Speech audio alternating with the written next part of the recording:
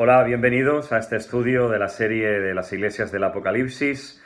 Hoy continuamos con la iglesia de Tiatira. La encontramos en Apocalipsis capítulo 2, versículo 18. Y escribe al ángel de la iglesia en Tiatira, el Hijo de Dios, el que tiene ojos como llama de fuego y pies semejantes al bronce bruñido, dice esto. Tiatira era una ciudad también del Imperio Romano, donde su nombre, lo que significa ciudad de la hija, y se cree que fue fundada por Lidia, la vendedora de púrpura, la que era discípula del apóstol Juan. Entonces esta iglesia pues comenzó, como estamos diciendo, con Lidia, predicando el Evangelio en esta ciudad, y se supone, creen los teólogos, que 500 años después es cuando empezó a corromperse. Y vamos a ver por dónde empezó a venir esta corrupción, este desvío en la palabra, este desvío como iglesia. El versículo 18 nos da, en este caso, el título de Dios. En Esmirna se presentaba como el primero y el postrero. En Éfeso estábamos leyendo que es el que tiene las 7 estrellas en su diestra. Entonces aquí se presenta como el Hijo de Dios. Y es un título bien importante, porque lo que está hablando, el significado de el Hijo de Dios simplemente significa que Él es Dios mismo. Él es el que está sentado en el trono y se sienta como Dios a juzgar. Esto es bueno porque que lo aprendamos como creyentes, porque hay una religión, los testigos de Jehová, ¿verdad?, que ellos afirman que Jesucristo no es Dios. Y si este vídeo llega a algún amigo testigo de Jehová, desde aquí te bendecimos y te rogamos que estudies esta palabra que ahora mismo te vamos a presentar. Entonces, el título de Hijo de Dios, o sea, una cosa es cuando se nos llama a nosotros hijos de Dios, y nosotros por el poder de Dios hemos sido hechos hijos de Dios. Y luego en el Antiguo Testamento, también a los ángeles, en el Antiguo Testamento se les llama hijos de Dios, a los ángeles. Pero el título de Hijo de Dios lo que está significando es que Él es el mismo Dios encarnado, Él es Emmanuel, Dios con nosotros.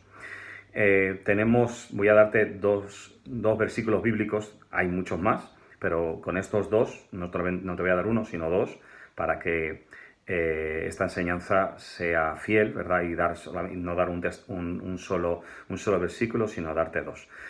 Juan 10:33, ahí dice que los judíos, los intérpretes de la ley, que esta gente era bien firme con la palabra de Dios, y por eso quisieron matar al Señor Jesús, porque creían que eran fieles a la palabra y por fidelidad lo querían matar.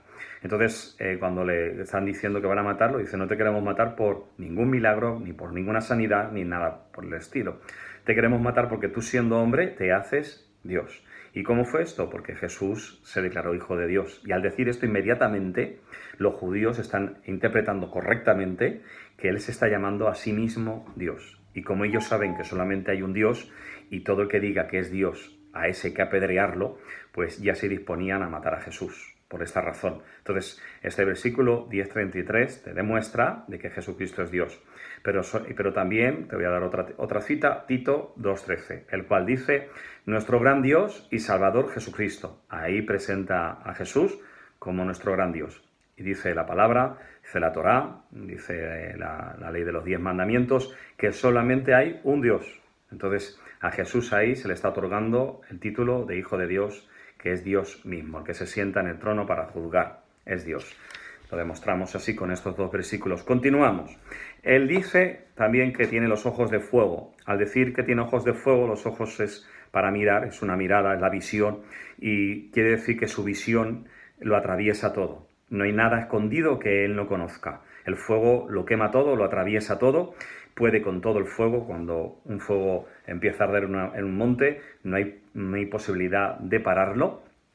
Y también el fuego sirve para demostrar si un metal era noble o un metal era impuro. Entonces, cuando la forma de examinar los metales, las piedras que ellos encontraban, ¿verdad?, era pasándolas por fuego. Si pasaba la prueba del fuego, era un metal noble. Si no pasaba la prueba del fuego, pues entonces era un metal mediocre que no servía para tanto, no tenía tanto valor. Así que cuando nos presentemos delante del Señor, tenemos que ser nobles, puros y sin ninguna mancha, que gracias a la sangre de Cristo nos ha hecho salvos, nos ha santificado gracias a su sangre, pero esto nos enseña también a llevar una vida santa sin esconder nada, sin tener ninguna doblez, porque sus ojos lo atraviesan todo. Sigue diciendo que sus pies son semejantes, son parecidos, estos siempre son, al decir semejante, está dándote un simbolismo, ¿verdad?, para que entiendas espiritualmente cómo es Él. No quiere decir que de repente sus pies son de bronce, ¿verdad? Tú no, cuando veas al Señor no vas a ver a alguien de bronce, tú vas a ver a alguien semejante, pues, al que estuvo en la tierra, a Jesús terrestre, ¿verdad? Ese es al que veremos, tal y como, por ejemplo, Tomás vio a Jesús, pudo tocar sus heridas, era tangible, aunque pasó por la habitación, el muro de la habitación la atravesó, estaban todas las puertas cerradas, pero él es físico, a la vez que un ser espiritual también es físico. El cuerpo glorificado tiene esa capacidad, pero no quiere decir que tenga los ojos así echando fuego, ¿verdad? Y en todo momento te esté alumbrando con sus ojos, ni tampoco que sus pies, ¿verdad?, sean de bronce y tenga también, no sé, otros materiales en el cuerpo. Son todo simbolismos para que entendamos lo que está diciendo espiritualmente. Y lo que está diciendo, pies, está diciendo que son los pies semejantes al bronce bruñido, está hablando de los pies, lo cual nos habla de andar, los pies hablan de andar, ¿verdad? Y dice que al bronce bruñido. El bronce bruñido en la antigüedad era lo que hoy usamos como espejos. Hoy en día tenemos espejos en el cuarto de baño, ¿verdad? Pero antes no tenían ese material, tenían el bronce bruñido y eran láminas de bronce, las cuales pulían un montón, las pasaban por un proceso del cual cuando tú te ponías delante te podías ver reflejado. Entonces hay un paralelismo también en Éxodo 38 en el que podemos ver las piezas del tabernáculo, ¿verdad? La composición del tabernáculo donde se ministraba al Señor. Y ahí en el tabernáculo había una de las cosas que había interesantísimas, es una fuente. Había una fuente, ¿verdad?, para que el sacerdote que iba a ministrar al Señor, que se iba a presentar delante de la presencia de Dios para ser sacerdote, que significa intermediario entre Dios y los hombres, pues él iba a esa fuente antes de ministrar y se lavaba. Y podía entonces, al lavarse, podía ver su rostro reflejado en esa fuente. Entonces, esa fuente le estaba hablando de santidad, de mirarse a sí mismo, de mirar su pecado y de lavarse, ¿verdad? Y que él se viese lavándose.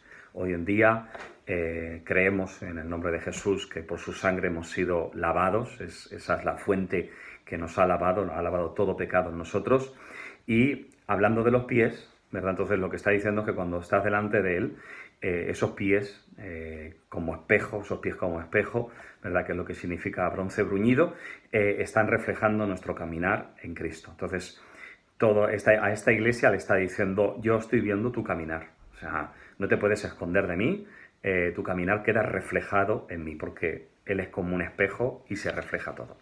Muy bien, continuamos con esta interesante enseñanza. Hay mucho más que podemos seguir aprendiendo, muchísimo más. Dice en el versículo 19, dice, yo conozco tus obras, y amor y fe y servicio, y tu paciencia, y que tus obras postreras son más que las primeras. Bueno, aquí tenemos el caso, y aquí es cuando los teólogos empiezan a decir que en el año 500 después de Cristo es cuando esta iglesia pues, se empezó a desviar, y ellas creen, los teólogos creen que, basados en lo que pasaba aquí en Tiatira, lo que pasó en los siguientes años, que esto fue el germen, el inicio, digamos, 500 años después de Cristo, cuando se empezó a fraguar la religión católica romana. Bueno, aquí hago un apartado, un paréntesis, por si hay amigos católicos que nos están viendo. Este mensaje, por supuestísimo, no va en contra de ti. Si tú eres un católico que crees en Dios y tienes fe en el Señor, pues quiero decirte que Dios te bendiga.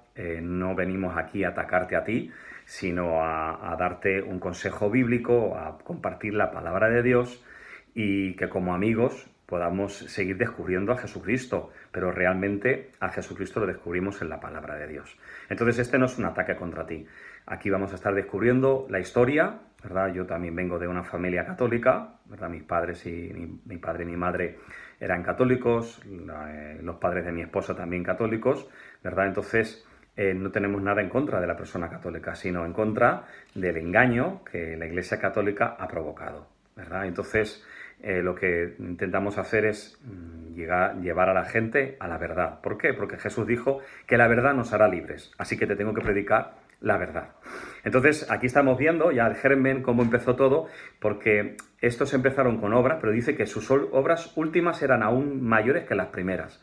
Es decir, que esta iglesia empezó a creer en la salvación por obras, por portarse bien, por ser buenos, ¿verdad? Y esto es un mensaje que la Iglesia Católica nos ha puesto desde pequeñitos, ¿verdad? De que tú sé bueno y no hagas mal a nadie, y entonces irás al cielo, solamente por ser bueno. Entonces, esto es contrario a lo que la Biblia dice, porque la Biblia dice que no hay justo ni aun uno. Dice la palabra que por cuanto todos hemos pecado y que no somos salvos por obras, no vamos al cielo por obras buenas. Efesios capítulo 2, versículo 9, por favor apúntalo. Efesios capítulo 2, versículo 9.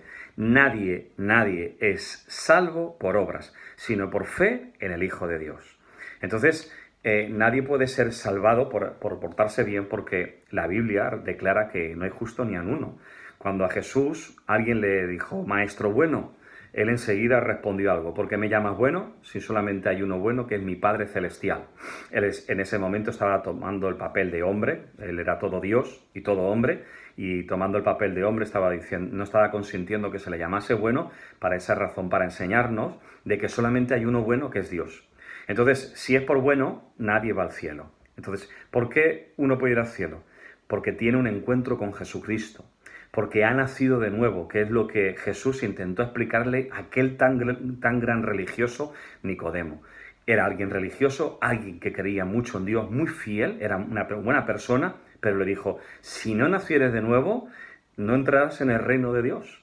Entonces hay que nacer de nuevo. Hay que hacerse hijo de Dios. Uno no nace cristiano, uno no nace siendo hijo de Dios. Juan capítulo 1. Léelo, por favor. Juan capítulo 1. Nos dio el poder de ser hechos hijos de Dios. No nacimos hijos de Dios. Tenemos que ser hechos hijos de Dios. Y para eso tienes que clamar, como Nicodemo me imagino que clamaría, para nacer de nuevo. Entonces no vamos al cielo por ser buenos. Continuamos también diciendo, ¿verdad? La otra cara de la moneda, ¿verdad? De que esto no nos exime a los cristianos, ¿verdad? De no hacer obras. Las obras al final le siguen al cristiano. Lo normal es que las obras le sigan al cristiano. Entonces, el cristiano no sigue las obras, no cree que va a ser salvado por las obras, por hacer muchas cosas, ¿verdad? Sino que va a ser salvado por la fe que tiene en Jesucristo. Entonces, pero tampoco esto es licencia para dejar de portarte bien, de hacer cosas buenas por la sociedad. Santiago 2, capítulo 2, versículo 14, dice que la fe sin obras es muerta. Y dice la palabra que el pueblo que conoce a su Dios se esforzará. Así que no puedes estar parado en la iglesia. Tú tienes que tener un ministerio, tú tienes que estar ejerciendo ese don que Dios te ha dado. Algo que podemos ver que Jesús no quiere que dejemos de servirle si de verdad le amamos, es cuando le dice a Pedro, Pedro, ¿me amas? Le pregunta esto, y cuando Pedro dice, por supuesto que te amo, él le dice, si me amas, apacienta mis ovejas, cuida de mis corderos. Es decir, que si amamos a Dios, lo natural es que sirvamos a las ovejas de la iglesia del Señor. Apacienta mis ovejas, cuida de mis corderos, si me amas. Entonces, esto nos explica, ¿verdad?, de que una persona que conoce al Señor se va a esforzar y va a cuidar de las cosas del Señor y va a servir en la iglesia. Así que te animo a que no pares de servir en la iglesia donde tú estás. Sujétate a un buen pastor que predique toda la palabra del Señor y sirve al Señor y no pares de estar con tus hermanos trabajando. Es precioso. Bueno, seguimos, versículo del 20 al 23. Vamos a leerlos. Pero tengo unas pocas cosas contra ti, que toleras que esa mujer Jezabel, ¿vale? Jezabel. La palabra Jezabel significa deshonesta y mujer fuerte. Significa eso. Esta iglesia, que tenía muchas buenas obras, estaba permitiendo a alguien, que le llaman Jezabel, esto es una figura, ¿verdad? Porque esta habla de la Jezabel del Antiguo Testamento, no se llamaría lo más seguro Jezabel, pero esta mujer, o este hombre, podría ser una mujer o un hombre, ¿verdad? Tenía el espíritu de aquella mujer, el espíritu mismo que tenía aquella mujer, el mismo espíritu que tenía, un espíritu manipulador, un espíritu dominador, ¿verdad? Que con deshonestidad, sin ser honesta con el Evangelio, con la palabra de Dios, con la Biblia, ¿verdad? Además era una mujer fuerte que se estaba poniendo en un papel dominante. Dice que toleras a esa mujer Jezabel que se dice ser profetisa, ¿vale? Es decir, que estaba profetizando allí en medio de toda la congregación y enseñaba y seduciendo a mis siervos a fornicar y a comer cosas sacrificadas a los ídolos. Imaginaos, servían mucho, trabajaban mucho, pero en medio de la iglesia había pecado. Estaban adorando ídolos dentro de la misma iglesia y escuchando herejías destructoras, escuchando cosas extrañas, escuchando cosas antibíblicas que no se correspondían con el evangelio que Jesucristo había predicado. Dice, y el 21 dice, y le he dado tiempo para que se arrepienta, pero no quiere arrepentirse de su fornicación. He aquí yo le arrojo en cama y en gran tribulación a los que con ella adulteran, si no se arrepienten de las obras de ella. Y sus hijos heriré de muerte, y todas las iglesias sabrán que yo soy el que escudriña la mente y el corazón, y os daré a cada uno según vuestras obras. Es decir, que Dios va a juzgar a esta Jezabel que se encontraba en medio de la iglesia, a esta persona engañadora y manipuladora, pero atentos, porque no solamente iba a juzgarla, iba a hacerla caer a ella, sino también a todos los que estaban siguiéndola. Es decir, que tanto es culpable la persona que está haciendo esta falsa profecía, estos engaños, sino que también los que están escuchando también van a ser culpables. Así que tenemos que tener todos, la iglesia entera, cada uno, cada oveja, tiene que ser guardián de lo que se está predicando, lo que se está escuchando, de lo que se está oyendo, para ver si es fiel a la palabra o te están engañando. Porque de cierto te está diciendo aquí la palabra del Señor, ¿verdad? Que si tú te dejas engañar, que si tú vas detrás de falsos profetas, de falsas enseñanzas, de enseñanzas que no están contrastadas con la palabra, tú también vas a ser culpable. Entonces, si alguien te enseña, oye, hay que adorar los ídolos, te puedes hacer un ídolo. Aquí es donde empezó, ya te digo, la adoración, a meterse a adoración a los ídolos. Justamente esta ciudad, Tiatira, tenía el templo más importante, el templo más grande que tenían ellos, era el templo más importante de aquella zona, no de un dios, sino de una diosa, la diosa Anatolia. Entonces, parece ser que la herejía de adorar a una diosa, a una mujer, se introdujo dentro de la iglesia a través de esta mujer manipuladora. Entonces, aquí dice que es cuando empezó a meterse dentro de la iglesia que algunos permitiesen que se adorase a la figura de la mujer. La adoración hacia la diosa madre, ¿verdad? Que es Anatolia, que es Semiramis, que es Artemisa, que es Diana de los Efesios, todas son la misma, ¿verdad? La misma imagen. Es una imagen que se presenta, ¿verdad? Con una mujer sentada, ¿verdad? Y tiene en su pecho a un niño y le está dando de mamar. Esta imagen creo que te suena. Y si eres católico, ¿verdad? Como yo era católico, pues te sonará, ¿verdad? Porque yo aquí en el pueblo, por ejemplo, donde vivo, pues este pueblo es su patrona, creo que se dice así, patrona, perdonarme mi desconocimiento, ¿verdad? Pero la señora de los católicos aquí, la Virgen de los católicos, es la Virgen de Montserrat. Y se presenta así. Es una virgen de raza negra y entonces tiene a su hijo, lo está amamantando. Bueno, deciros que la Virgen de Montserrat se descubrió con los años, esto como anécdota graciosa, se descubrió con los años de que no era de raza negra, sino que la estatua estaba muy sucia y al final, como no la tocaban, se quedó de color negro también por un incendio que hubo en aquella iglesia y además de la suciedad y del hollín, se vio que con el tiempo, cuando la limpiaron un poquito, vieron que era hollín, que era suciedad y que no era negra la Virgen de Montserrat. Pero bueno, esto es un apunte gracioso solamente. Lo que quiero explicarte con esto es que históricamente la humanidad, ¿verdad? En el principio, en los albores de su fe, de creer, ¿verdad?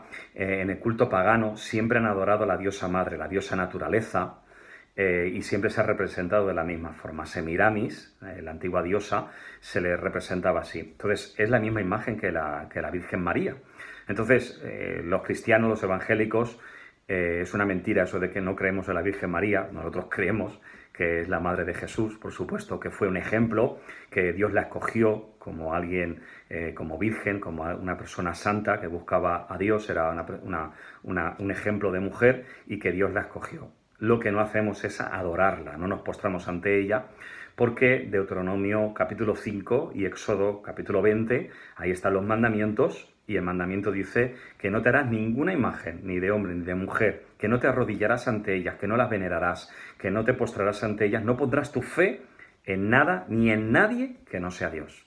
Entonces, si tienes alguna imagen en casa, alguna virgen, algún santo, algo de que hayas puesto ahí poniendo tu fe, hoy te aconsejo, como amigo, ¿verdad? Y como alguien que te quiere enseñar la verdad, simplemente, ¿verdad?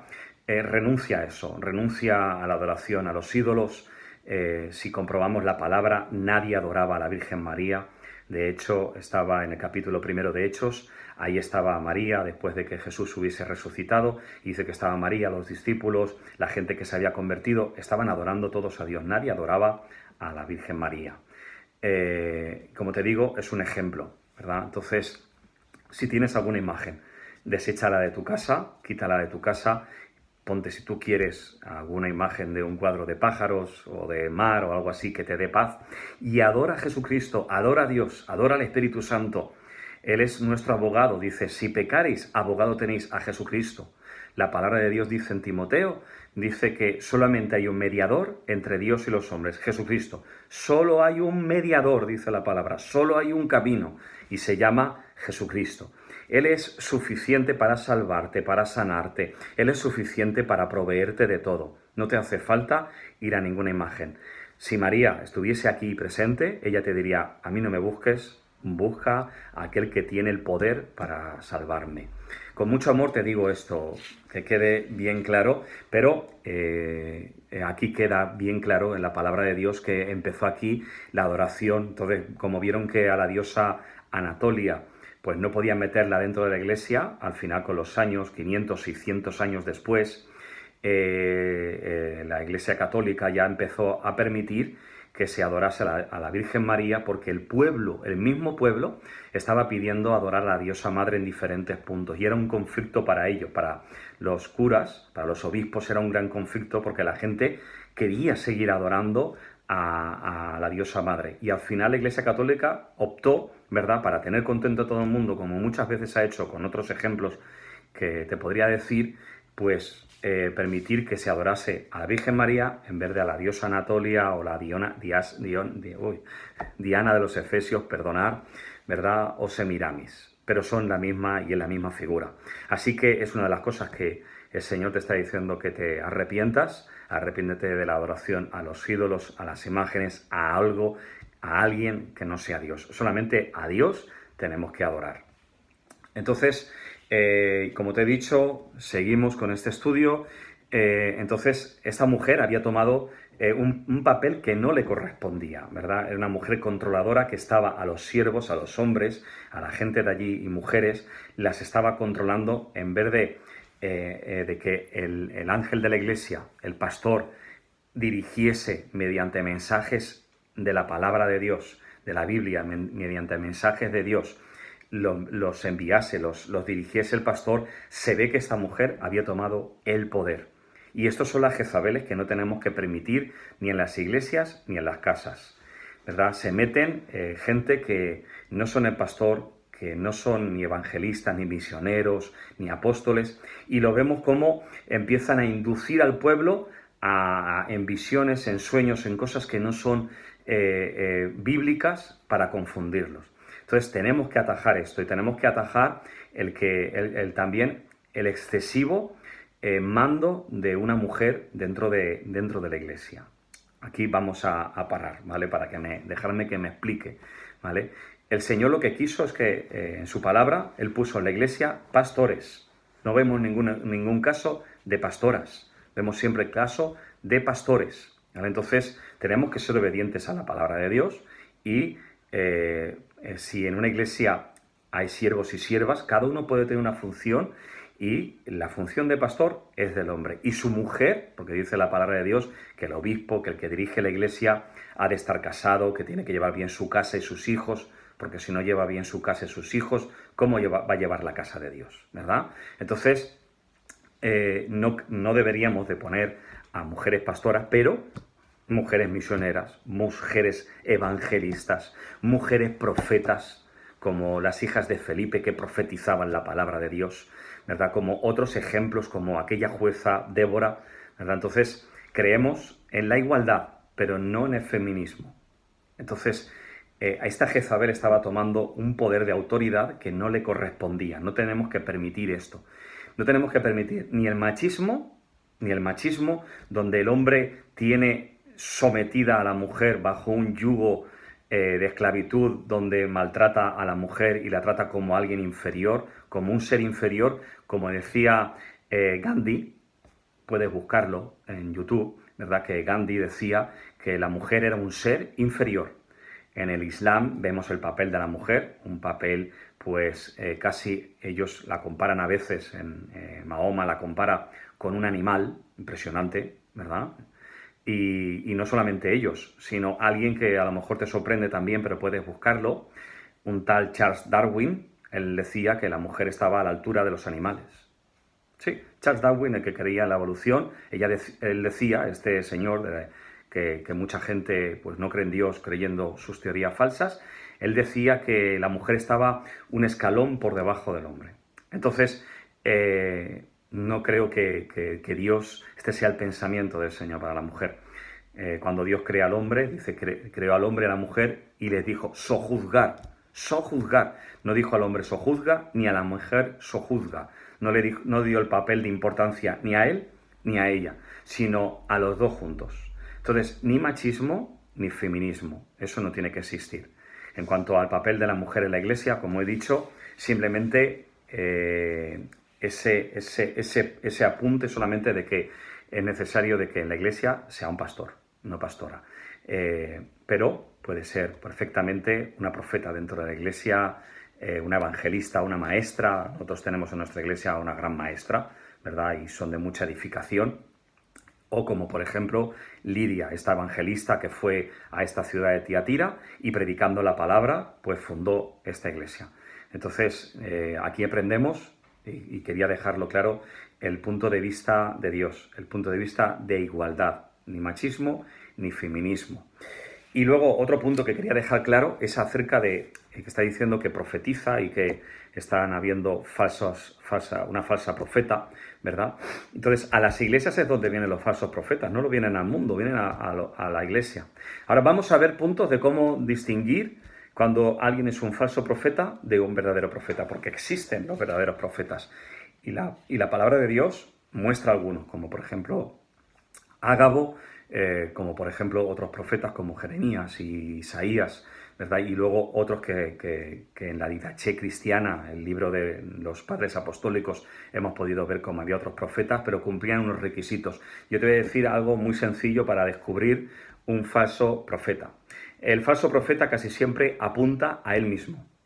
Casi siempre su enseñanza es muy repetitiva. Siempre repite su misma falsa enseñanza, se puntualiza siempre en unas pequeñitas cosas y con eso empieza a crear su secta, digamos, dentro de la misma iglesia, como puede ser, por ejemplo, los Testigos de Jehová, donde Russell, que fue el fundador de los Testigos de Jehová, él empezó con 2 o 3 enseñanzas, siempre con las mismas enseñanzas, acerca de no dar sangre, porque dice Levítico que no te comerás la sangre de lo sacrificado a los ídolos, ¿verdad? Pero eso no tiene nada que ver con las transfusiones, sino con no tomar sangre, porque en el Antiguo Testamento había leyes de sanidad donde decía no comas cerdo, no tomes sangre, no comas estos alimentos que son perjudiciales.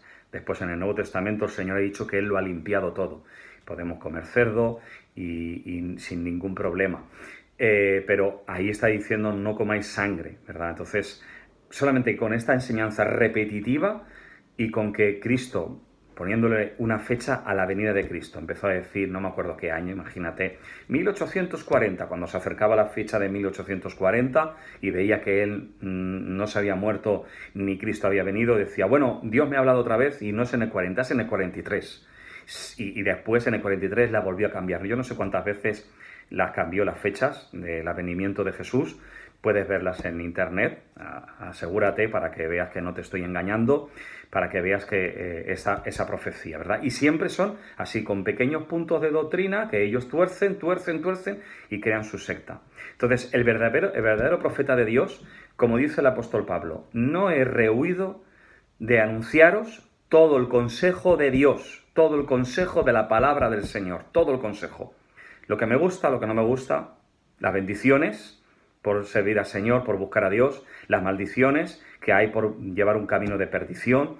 No he rehusado a predicaros todo el mensaje de Dios. Ahí es donde se diferencia, uno de los puntos donde vas a diferenciar un falso profeta de uno verdadero. El verdadero profeta va a estar anunciándote toda la palabra y no enfatizando solamente un punto. Por ejemplo, como estamos viendo hoy muchas veces en algún canal que enfatizan mucho acerca del dinero y la economía, y el dinero y la economía y la prosperidad, y están enfocados en eso solamente. La Biblia es mucho más extensa, es mucho más que la economía, o que la sangre de los sacrificados, o cualquier otra doctrina que estén enfatizando. Entonces, la verdadera palabra de profeta va a englobar toda la palabra de Dios. Luego, su palabra hace seguidores de él. Cuando él profetiza, no profetiza para que la gente siga a Jesús. Al final, o sea, encubiertamente, porque aparentemente la apariencia que tienes de cristiano, la palabra que predica es de la Biblia, ¿verdad? Pero al final tú te das cuenta que la gente, en vez de seguir a Jesús, a quien están siguiendo es al hombre. Ahí hay un falso profeta, porque están siguiendo al hombre. Este ejemplo no nos lo dio Juan el Bautista. Juan el Bautista tenía discípulos y dice la palabra que en cuanto esos discípulos vieron a Jesús, dejaron a Juan inmediatamente y siguieron a Jesús. Eso es un verdadero profeta. Juan era un verdadero profeta. ¿Qué enseñaría Juan? ¿De qué forma enseñaría Juan? Que en cuanto sus discípulos, dice, sus discípulos de Juan vieron a Jesús, dejaron a Juan y se fueron tras Jesús. Eso es un verdadero profeta. Otra cosa es que no va a ser vanaglorioso. Hoy estamos viendo que esa es una de las señales de los últimos tiempos. Hombres vanagloriosos, amadores de sí mismos, amadores más de las ganancias que del Señor. Están siendo gente vanagloriosa. El verdadero siervo de Dios, el verdadero profeta, dice como Pablo, yo, Pablo, siervo, la palabra siervo ahí es doulos, que significa esclavo. Yo, Pablo, siervo de Jesucristo, llamado a ser apóstol. O sea, él no se presentó primero como apóstol, sino yo, Pablo, siervo, esclavo de Jesucristo, llamado a ser apóstol. La palabra apóstol significa enviado, mensajero. Así que yo, Pablo, simplemente soy un esclavo que traigo un mensaje de parte del Señor. Otra diferencia.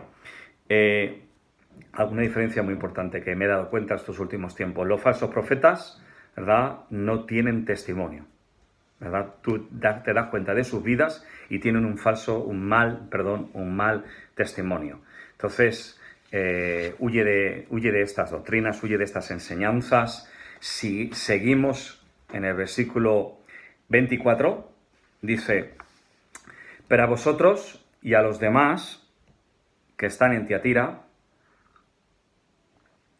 a cuantos no tienen esa doctrina y no han conocido lo que ellos llaman las profundidades de Satanás, yo os digo, no os impondré otra carga. Las profundidades de Satanás. ¿Qué es esto de las profundidades de Satanás? Vamos a explicarlo brevemente. ¿Qué es esto de las profundidades? ¿Qué es lo que estaban enseñando ahí? ¿Y qué quiere decir este título? ¿Y a qué se refiere? ¿Qué es lo que estaban aprendiendo? ¿Qué significa las profundidades de Satanás? Las profundidades está hablando de los misterios, de las cosas escondidas del diablo. Y esto lo encontramos en Deuteronomio 18:10. Deuteronomio, Antiguo Testamento, capítulo 18, versículo 10. Dice, no se ha hallado en ti nadie que haga pasar a su hijo o a su hija por el fuego, ni quien practique adivinación, ni hechicería, o sea, agorero, que te adivina el futuro, o que te dice qué es lo que te pasa espiritualmente por ahí, ¿verdad? ¿Qué le pasa a los espíritus y a los fantasmas y a los muertos? El agorero se dedicaba a eso, a traer, a ver el espíritu de los muertos, dónde está esta persona, ¿verdad? Muerta. Dice, o sea, agorero o hechicero. Aquí lo que estamos viendo es algo que hoy en día está floreciendo hoy más que nunca. De todas formas, es una señal de los últimos tiempos, donde veríamos el mal campando a sus anchas, como la adivinación, la hechicería y todas sus hijas, ¿verdad? Porque tiene muchas hijas, la adivinación, donde la gente seguiría a espíritus engañadores, dice la palabra. ¿Y qué son estos espíritus engañadores que enseñan las profundidades de Satanás? Pues son todos esos misterios donde se relaciona con los demonios para escuchar a esos espíritus cosas acerca de cuál será mi futuro, qué me pasará. El horóscopo, por ejemplo, está creado en el zoroastro satánico. El horóscopo es, el principio del horóscopo es el zoroastro y es algo satánico. Si estás consultándolo, yo te aconsejo que dejes de consultarlo. No pongas tu fe ahí, ni pongas tu fe en curanderos, en adivinos, en ir a ninguna bruja, a ningún brujo. Son todo engañadores, y cuando aciertan algo es porque hay demonios detrás que saben cosas de tu vida. Cuando tú estás viviendo y proclamas cosas con tu boca, los demonios están escuchando, y por eso tienen tanto acierto a veces que tú dices, bueno, ¿cómo podían saber esto?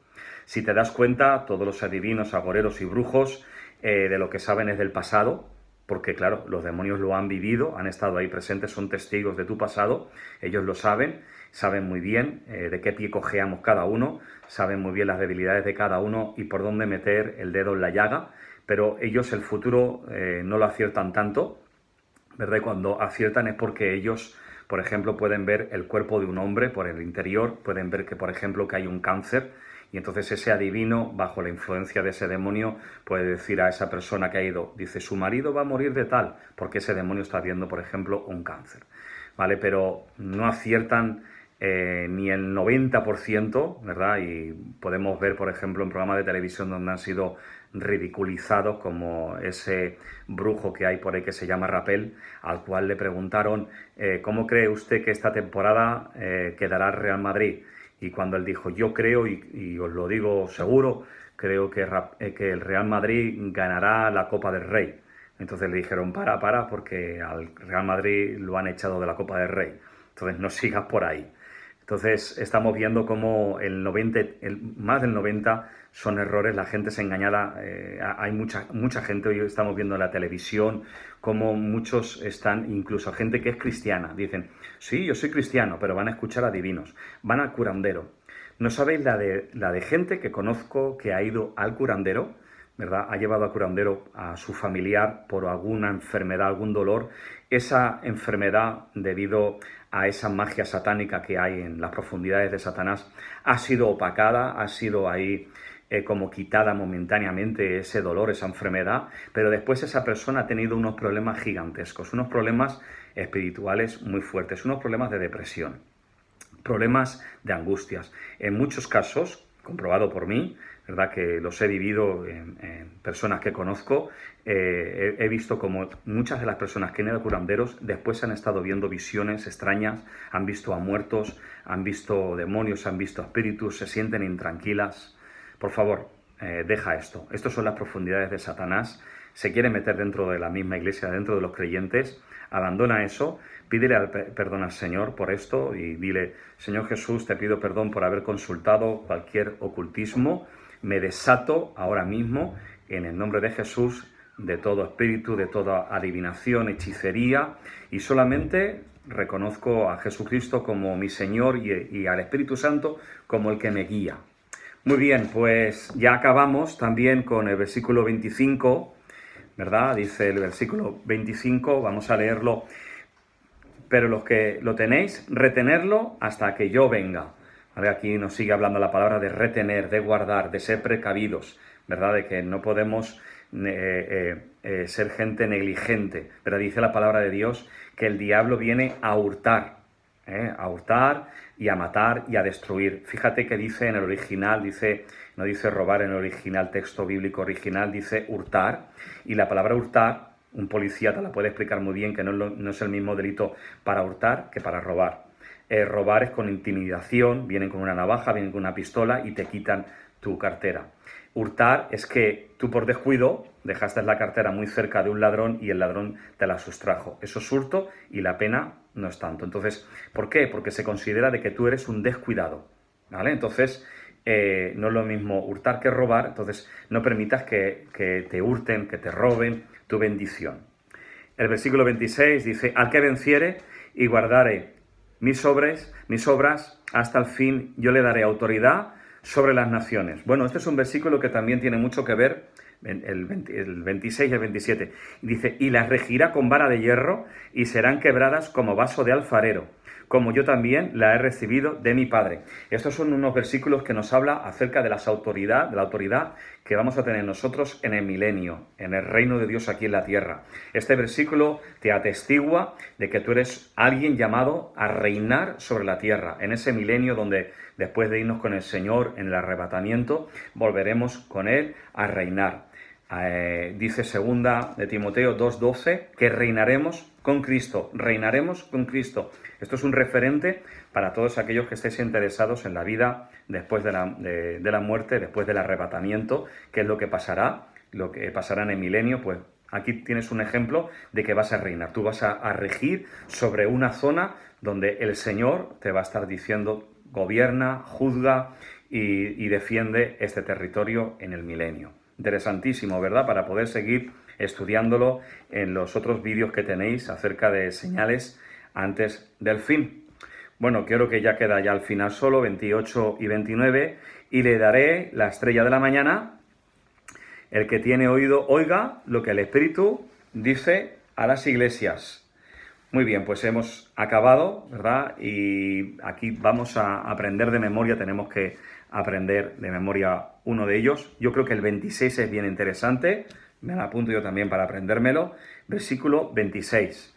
Al que venciere y guardare mis obras hasta el fin, yo le daré autoridad sobre las naciones.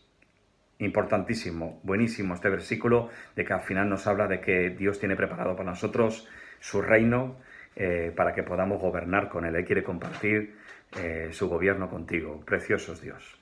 Muy bien, pues acabamos aquí solamente repitiéndote que seguimos en contacto mediante este medio. Comparte este vídeo con todos tus familiares y amigos para que podamos seguir predicando el Evangelio hasta lo último de la tierra. Bueno, pues Dios te bendiga y hasta la próxima clase. Un abrazo.